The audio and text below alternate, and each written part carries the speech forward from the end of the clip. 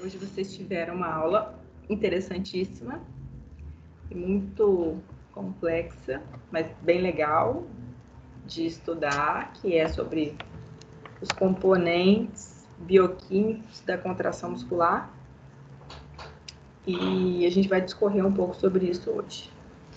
Eu peço que vocês abram a atividade da aula e a gente vai fazer junto. Eu já tinha disponibilizado para vocês o vídeo no WhatsApp, mas eu vou passar ele de novo e aí a gente vai tentar responder junto as 3 perguntas. Depois que a gente responder as perguntas, eu vou tentar elucidar algumas coisas da aula que eu acho que ficaram um pouco confusas para vocês. É um assunto extenso, vale a pena a leitura, vale a pena investir um tempo nesse assunto, porque ele não fica apenas na parte da mecânica muscular, tá? A gente vai falar de funcionamento neural, a gente vai falar sobre lesão, a gente vai falar sobre funcionamento orgânico através desses princípios bioquímicos. Então, a gente precisa entender sobre o potencial de ação e como ele ocorre ou como ele é inibido. Eu vou começar, então, aqui espelhando a tela para a gente poder discorrer um pouco.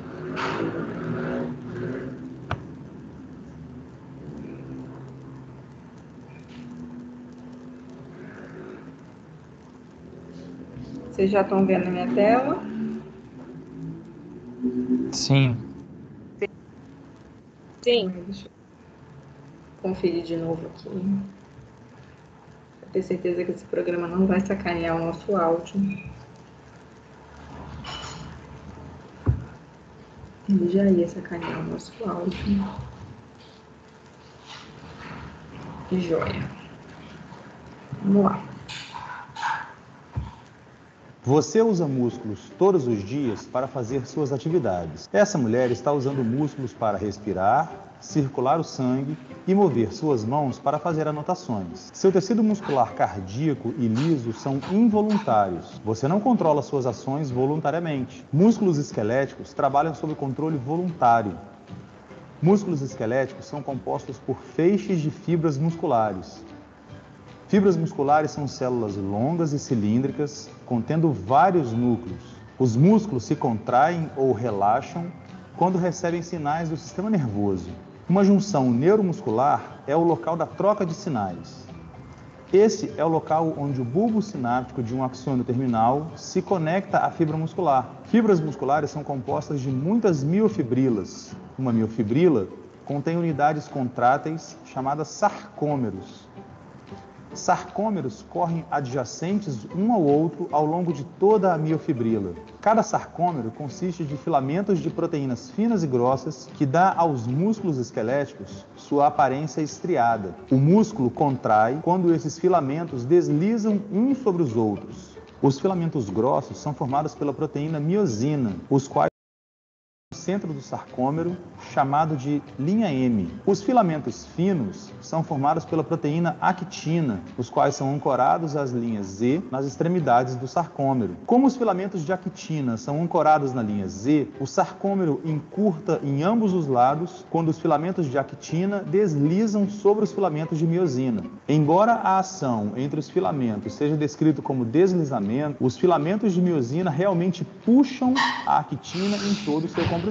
As pontes cruzadas dos filamentos de miosina se ligam aos filamentos de actina e exercem força neles para movê-los. Essa ação é conhecida como o mecanismo dos filamentos deslizantes da contração muscular. Neste modelo, os sarcômeros encurtam sem que haja alterações no comprimento dos filamentos finos ou grossos. A contração começa quando um ATP ligado à miosina é hidrolisado a ADP e fosfato inorgânico. Isso faz com que a cabeça da miosina se estenda e possa se ligar a um sítio de ligação da actina, formando uma ponte cruzada. Uma ação conhecida como força motriz é ativada, permitindo que a miosina puxe o filamento de actina em direção à linha M, encurtando o sarcômero. O ADP e fosfato inorgânico são liberados durante a força motriz. A miosina permanece ligada à actina até que uma nova molécula de ATP se ligue, liberando a miosina para ou entrar em um novo ciclo de ligação e mais contração muscular, muscular ou permanecendo não ligada, permitindo ao músculo relaxar. A contração muscular é controlada pelas ações do cálcio. Os filamentos finos de actina são associados com proteínas regulatórias chamadas de troponina e tropomiosina. Quando o músculo está relaxado, a tropomiosina bloqueia os sítios de ligação para as pontes cruzadas na actina. Quando os níveis de íon cálcio são altos o suficiente e o ATP está presente, os íons cálcio se ligam na troponina, que desloca a tropomiosina, expondo os sítios de ligação à miosina na proteína actina. Isso permite à miosina se ligar aos sítios de ligação da actina, formando uma ponte cruzada. Os íons cálcio são estocados no retículo sarcoplasmático e são liberados em resposta a sinais do sistema nervoso para uma contração. As moléculas de neurotransmissor são liberadas por um neurônio e se ligam a receptores que despolarizam a membrana da fibra muscular.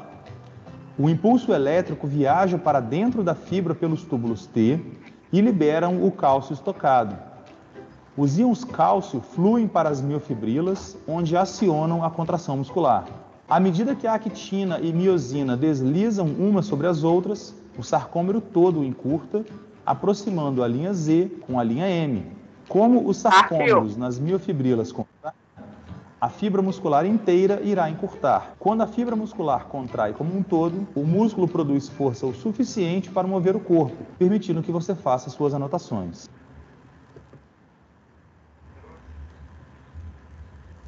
São duas conchinhas daquela. Aí, pessoal, assistimos um vídeo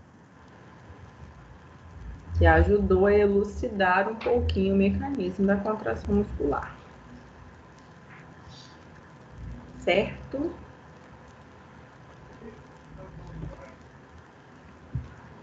Vamos lá. Vamos começar na atividade. E aí... Alguém quer ler, gente, a primeira questão?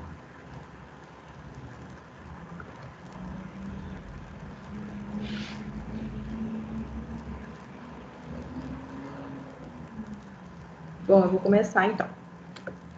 Baseando-se no vídeo e em seus conhecimentos prévios, discuta com seus colegas e responda os questionamentos da seguinte situação-problema. Algumas doenças, como a miastenia graves, substâncias e fármacos podem modificar a sequência de eventos da contração muscular, levando a quadros como paralisia muscular ou estados de rigidez prolongados. Na miastenia graves, uma doença autoimune, na qual são produzidos anticorpos que destroem os receptores para acetilcolina presentes na membrana da fibra muscular, e por isso essa doença é caracterizada por fraqueza muscular. Quais estruturas formam a junção neuromuscular?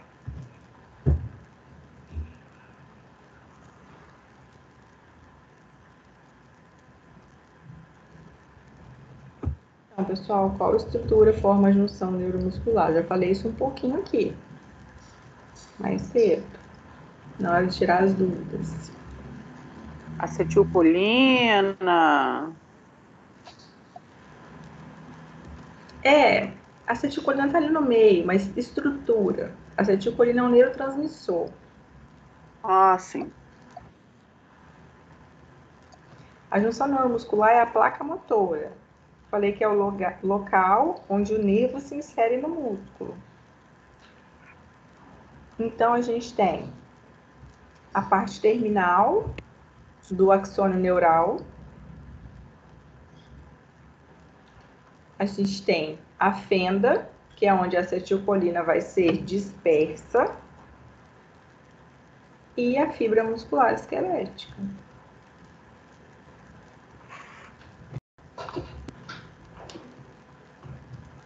Então, a junção neuromuscular é isso aqui, ó, neurônio, músculo. Então, eu tenho o final do axônio do neurônio, a fenda, que é onde eu vou soltar, ó, a acetilcolina, e a membrana muscular, que vai receber esse neurotransmissor.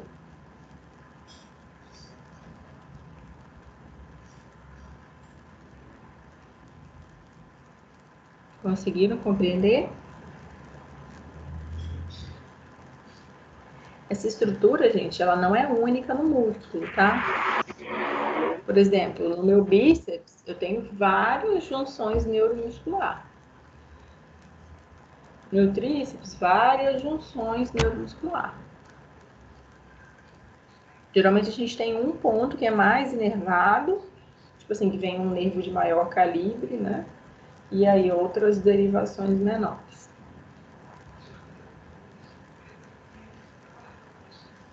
Hoje vocês estão meio quietos. Acho que a aula deixou vocês abalados. A aula de hoje foi meio pesada, viu? Nem fala. Nossa. Eu Vocês que ficaram sou meio falador. tontos com tanta Eu que sou informação. falador, meu filho. Não sei nem o que falar. Daiane, eu tô Nada, no tô celular, esperando celular a meio... Não, Foi mas eu muita avisei informação. vocês que hoje a aula era complexa. Eu avisei Nossa. desde cedo. Caraca.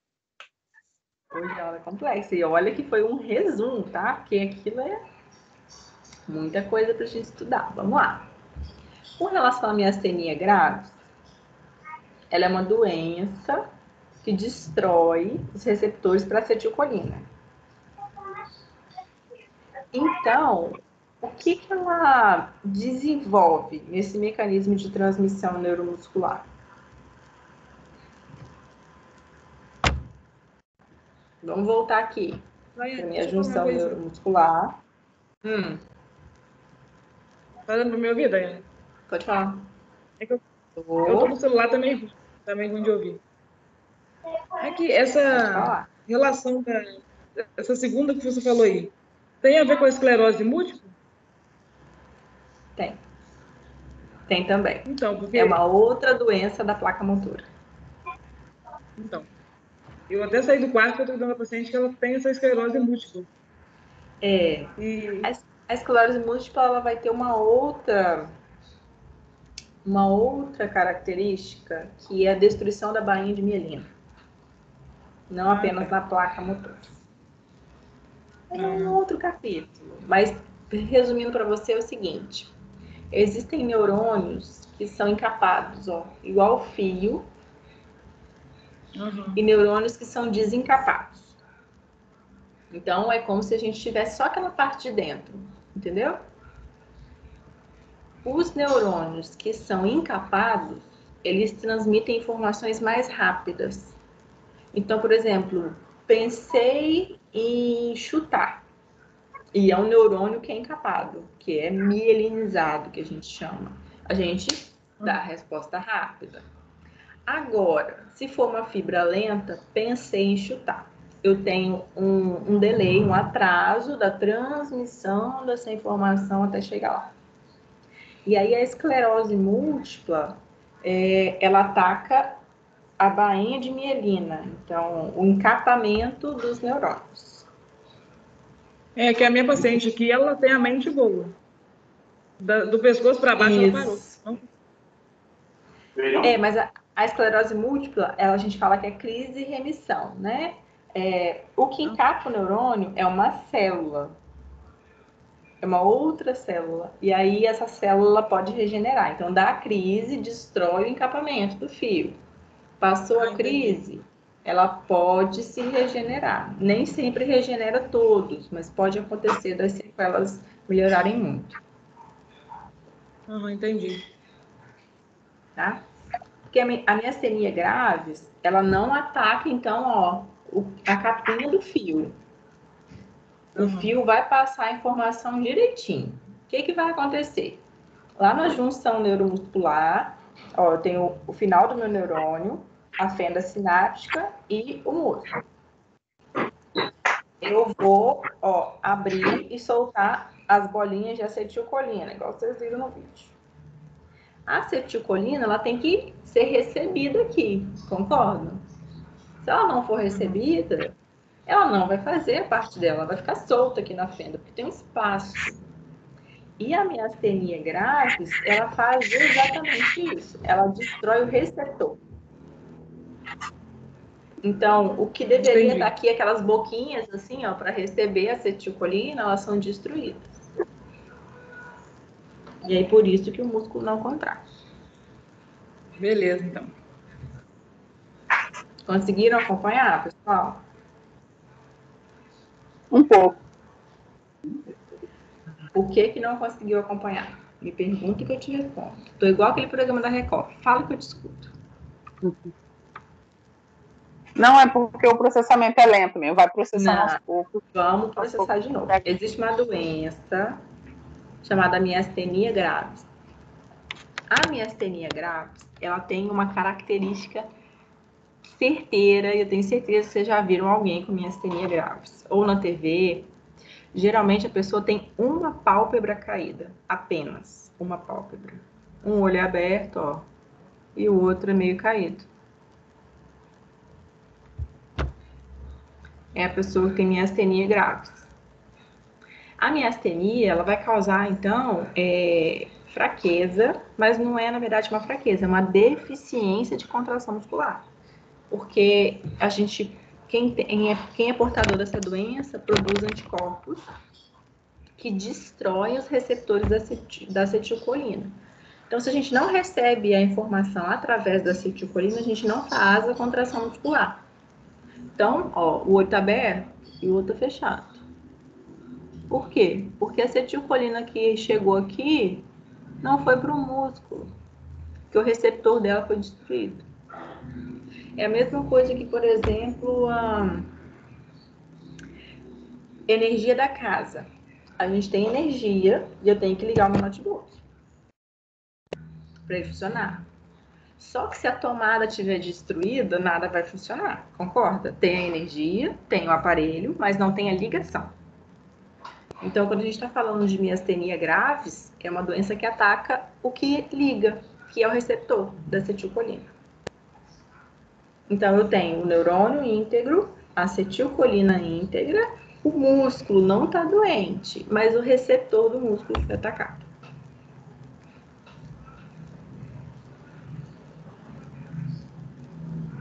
Ficou um pouco mais claro? Ficou assim. Pra mim ficou. Ficou. Então, miastenia graves, nunca mais vou esquecer da minha mímica, um olho caído, o outro não. Destrói o receptor da acetilcolina lá na placa motora. Por isso que não há contração. Isso, por isso não há contração. Uhum. E a gente vai perguntar uma outra coisa. Eu sei que a Daniela trabalha com estética e ela vai ajudar a gente. Não trabalho Outra... com... Não? Eu jurava que você Uh-uh. trabalhava com estética. Meu Deus, tô enganada. Não, estética sim, mas botox não. Não, Botox não, amor, mas você tá no meio da galera.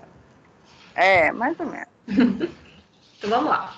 Outra agente que interfere na atividade normal da junção neuromuscular é a toxina botulínica, ou Botox, que ela é muito utilizada para procedimentos estéticos ou como auxiliares em tratamentos de algumas patologias. De que forma a toxina botulínica interfere na atividade normal da junção neuromuscular? E qual o seu efeito final no músculo estriado esquelético? O efeito final, eu acho que a maioria das mulheres sabe, né? Quem já viu, conhece ou já usou Botox, a gente sabe o que ele causa. O que ele causa? Paralisa a musculatura, né? Oi? Ele paralisa a musculatura. Isso, igual a gente viu o músculo aqui, ó, que faz a ruguinha, né? Sensação de surpresa. O Botox, ele bloqueia essa capacidade muscular. O músculo, então, ele fica paralisado. Mas como que ele faz isso?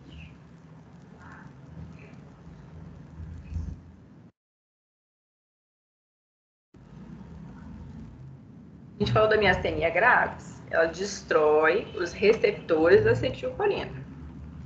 O Botox não funciona do mesmo jeito. Vocês têm ideia de como que ele funciona? De alguma maneira ele bloqueia esses receptores também da placa motora? Não, ele faz o contrário, ele bloqueia a acetilcolina. Então, quando ele é infundido, vamos voltar para a minha maquete, eu sou dessas. A miastenia graves, ela atacou aqui, no músculo. O Botox vai atacar aqui, ó, no terminal do axônio, e não vai deixar liberar a acetilcolina.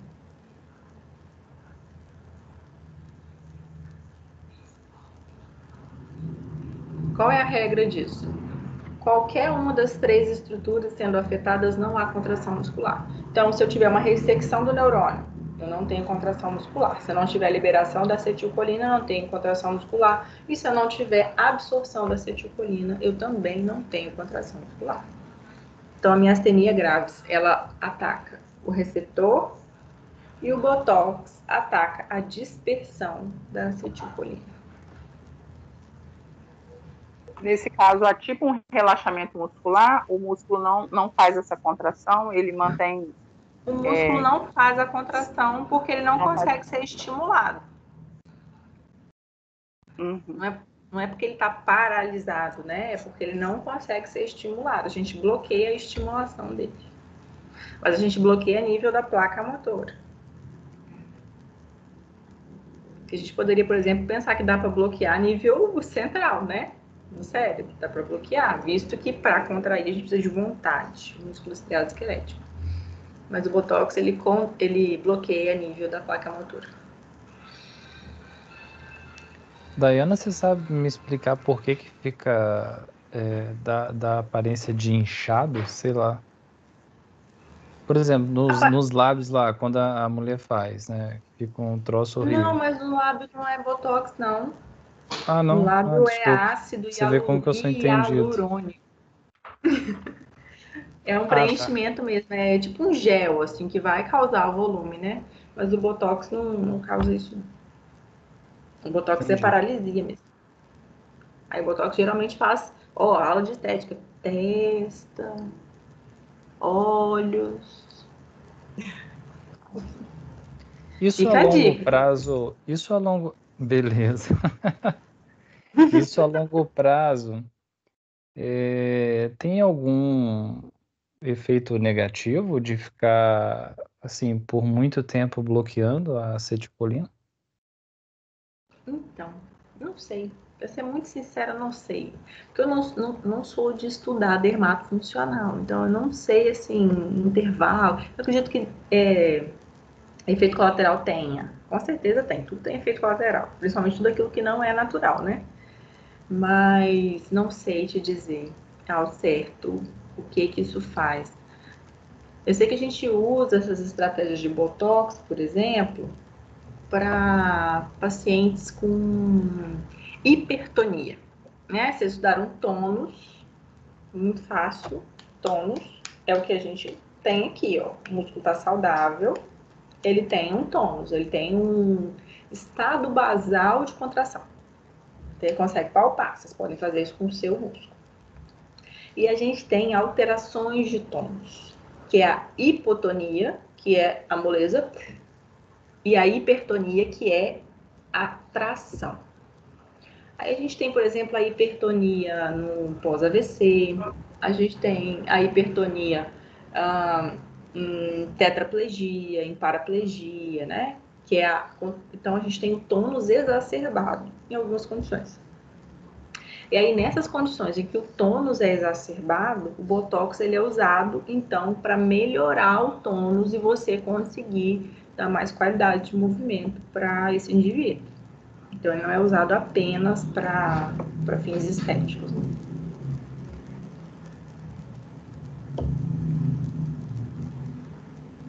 O botox é legal, tá vendo? Ele não é fútil. Ele é legal.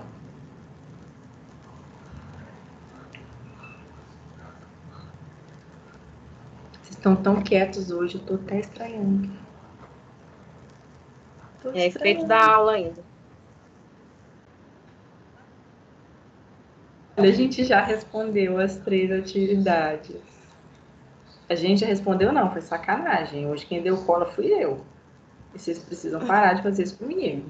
Não, hoje porque eu sou dessas que... respondeu. Nem ler a gente quis ler.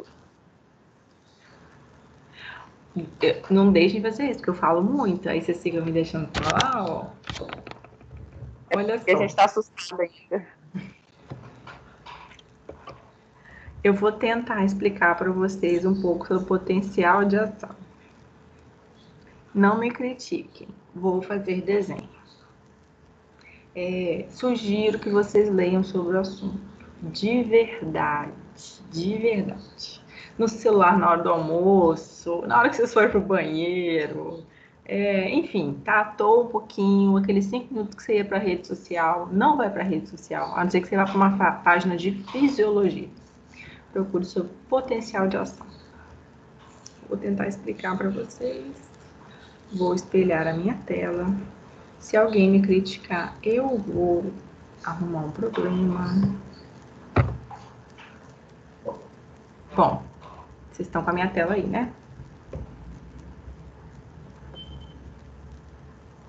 Gente, Sim. alguém me responde, não me deixa no vácuo, não. Eu vou tentar desenhar um neurônio, tá?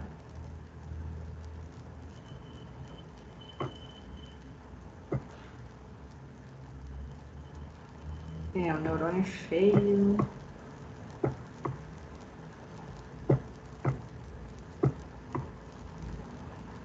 Eu vou usar o neurônio como exemplo, mas a gente pode... Isso acontece em todas as células, tá? Quando a gente vai falar de potencial de ação, a gente tem que entender um pouco de física. Dentro da nossa célula, ela é negativa, tá? E fora da nossa célula, é positiva.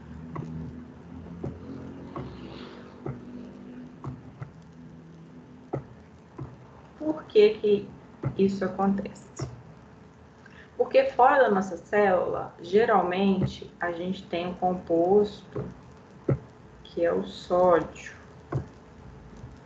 E dentro da nossa célula, a gente tem um composto que é o potássio. O potássio, ele entra e sai da célula com facilidade. O sódio, não. O sódio precisa ser atraído para dentro da célula. O que que acontece? Vamos supor que eu pise num prego. Eu pisei num prego, isso vai gerar dor. Concordam? Mas também concordam que a dor ela pode ser diferente de uma pessoa para outra? Sim. Então, cada célula, a gente fala que ela possui um limiar de excitabilidade. O que isso quer dizer? Ela precisa receber um impulso suficientemente grande para tirar ela do estado de repouso.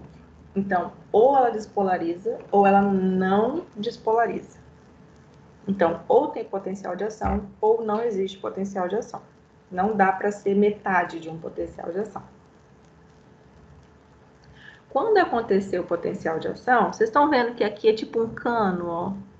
Tudo fechadinho. Quando tem um potencial de ação, a gente abre canais na célula. Esses canais, eles são abertos. E aí, o sódio, que é positivo, entra.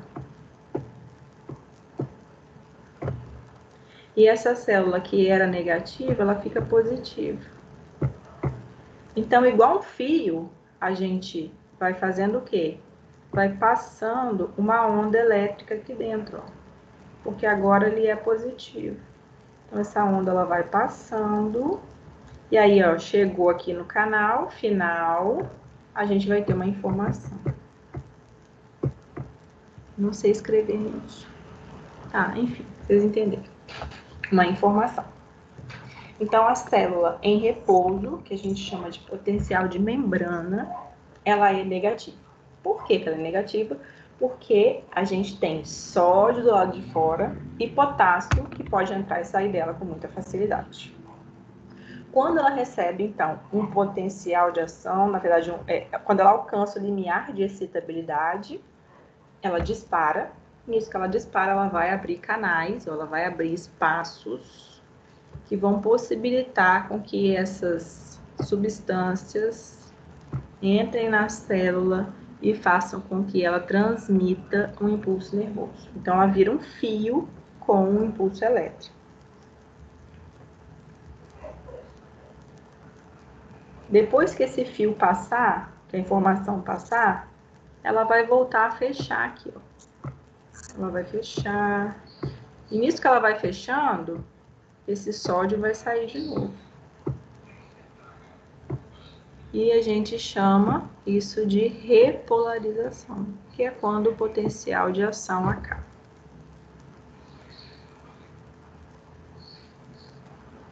Então, por exemplo, pensei em contrair.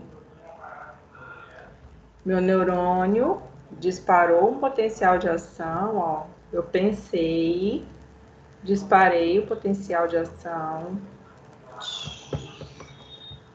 Quando ele chegar aqui, aqui vai estar um músculo, lembra? Músculo. E aqui a gente vai liberar as bolinhas de acetilcolina.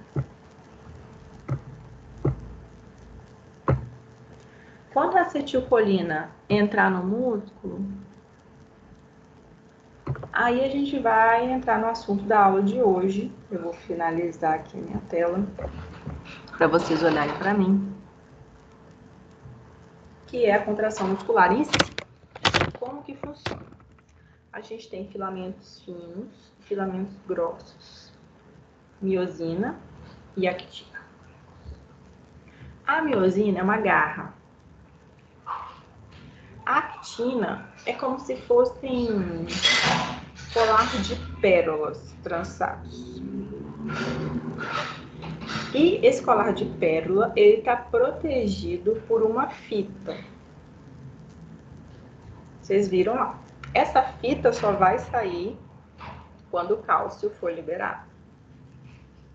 Quando o cálcio for liberado, então, a minha garra vai conseguir agarrar uma bolinha de cada lado e puxar para o meio. E aí isso vai fazer a contração muscular acontecer. Então, se eu chegar mais para trás, ó, uma mão aqui, são as minhas miosinas, eu vou agarrar uma actina e vou arrastar. Agarrar uma actina e vou arrastar. Agarrar uma actina e vou arrastar.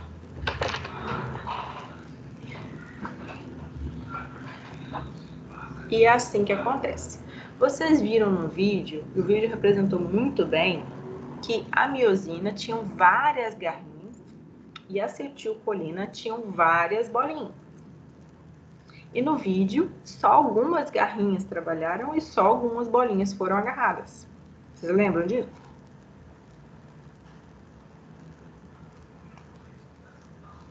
Sim. Gente, vocês estão muito quietos. Sim. E, alguém tá vivo. Tava quase chamando uma ambulância. Por que isso aconteceu, gente? Porque no dia a dia a gente não usa a nossa capacidade máxima de contração muscular. No dia a dia a gente usa alguns filamentos de contração muscular. E aí, por exemplo, quando a gente faz academia, a gente vai ganhando, a gente vai fazendo treinamento de força, por exemplo, a gente vai recrutando fibras. Então a gente começa a usar mais filamentos de actina, tracionando mais filamentos de miosina, tracionando mais filamentos de actina. Eu sei que é muito composto químico, mas vai entrar. Acredita, vai entrar. A Deilson fala que eu gosto de dar exemplos, e eu gosto de dar exemplos mesmo. Vi que tem muita gente que trabalha no hospital também. Quando a gente morre, não quero morrer ainda não, gente, mas quando um indivíduo morre, o cálcio, ele sai no meio intracelular, tá? Ele é dispersado no meio intracelular. Consequentemente, a contração muscular ela passa a ser descontrolada. Então, o morto, apesar de não fazer movimento, ele vai fazer com que o músculo fique contraído o tempo todo. É assim que a gente gera a rigidez mortis, né? A rigidez cadavélica. Ela é gerada porque há uma liberação excessiva de cálcio. Igual vocês viram lá. Então, a actina fica desprotegida e a miosina vai puxar a actina como uma louca. Porque tem muito cálcio liberado.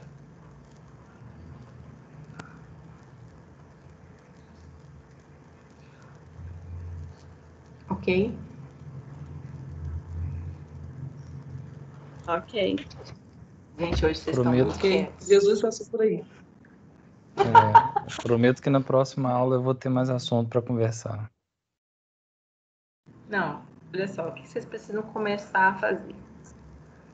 Precisam ler seu potencial de ação. Como que ele funciona? Lembra do meu neurônio? Negativo e positivo. O que vai entrar, o que vai sair. Depois disso, volta para o vídeo da aula e estuda sobre a contração muscular. Então, a gente vai falar do potencial de ação na fibra muscular. O músculo estriado esquelético. E aí a gente vai entender que uns são agonistas, outros são antagonistas, o que é uma contração concêntrica, uma excêntrica. Isso vocês entenderam? A gente pode debater com mais facilidade, sem muita bioquímica. O que é um músculo agonista, um antagonista, um sinergista. O que é uma contração concêntrica, uma contração excêntrica, uma contração isométrica.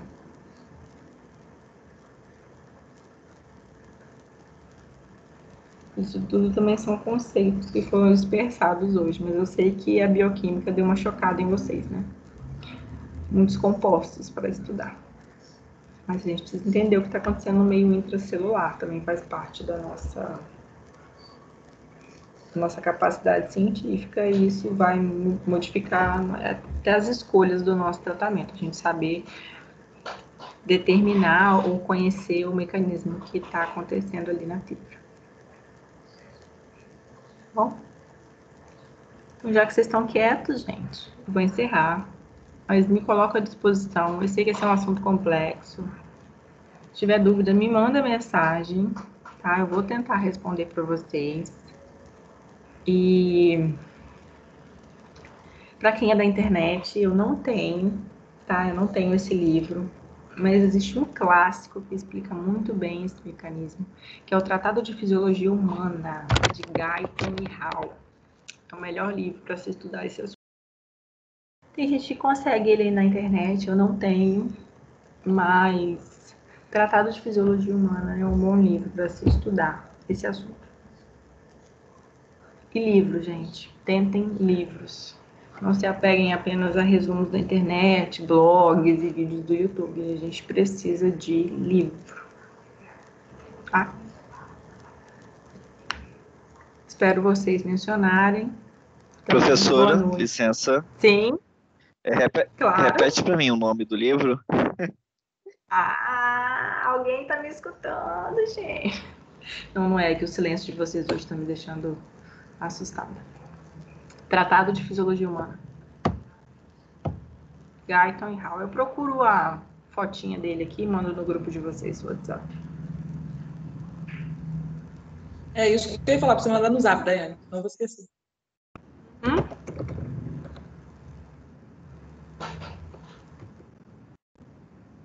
Vou tirar uma foto e mando no WhatsApp. Tá bom? E se alguém conseguir a versão, gente, né? PDF, disponibiliza os coleguinhas, porque é um livro Aí pra na vida. faculdade. Oi? E na faculdade tem esse livro disponível pra gente? Ou só online? Não sei, Angélica. Não sei porque eu ainda não acessei o acervo de vocês. Na verdade, só tive na faculdade um dia até agora. Eu vou lá semana que vem. Tá? Ah, entendi. Então tá bom. Mas assim, é um livro que é clássico, né? Ele explica todos os mecanismos do corpo. Então, é um livro clássico. Eu não tenho, que é um livro caro. Eu não tenho. Mas dizem as más línguas que a gente consegue na internet. Nunca tentei, não, porque eu sou meio contra essas coisas, mas às vezes consegue um capítulo, né? Aí o capítulo pode ler. Entendi. Então tá bom, obrigada. Mas eu posso perguntar, Vânia. Eu realmente não sei se tem esse livro, tá? Mas eu te garanto que com certeza ele foi base para fazerem o material de vocês, porque não tem como falar de fisiologia sem falar no Tratado de Guyton e Hall. Bom? Fique com Deus. Boa noite. Vou mandar o livro aqui no WhatsApp. E vocês me acionem, por favor, me perguntem. É um assunto complexo e eu vou tentar ajudar vocês a entender um pouquinho melhor. Lembra do meu desenho do neurônio, foi horroroso, mas vai ajudar vocês. Tá bom? Quinta Tchau, tem aula gente. prática, Daiana? Quinta tem aula prática, gente. Vai ter mais desenho? Então, né? Não, porque aí eu vou passar. Então, É porque aí eu vou passar na papelaria, comprar lápis de cor, canetinha. aqui, compra. Porque os quatro relatórios, eles pediram desenho, tá? Os 4. Que sacanagem. Os 4. Então tá, né? A gente desenha. Eu fico admirada com os desenhos de vocês, porque eu não consigo fazer desenho igual vocês, não, tá? Tá bonitinho. Tô recebendo. Você não viu o meu ainda. Eu sou um desastre no desenho, Deus me livre. Gente, eu só sei fazer boneco de palito. Já falei pra vocês. Mas eu tô sobrevivendo Vai com ter aqui, desenho, ó. né? Uma bolinha na cabeça, um palito aqui no meio, que é o esqueleto axial, e o apendicular mais palito. Acabou, é isso aí que teria. Eu tenho muito mais que isso, não. Então tá, gente. Fui, boa noite. Espero as perguntas de vocês, tá? Estou aberta para isso. Beijos e até quinta-feira. Boa noite. Boa noite. Boa noite.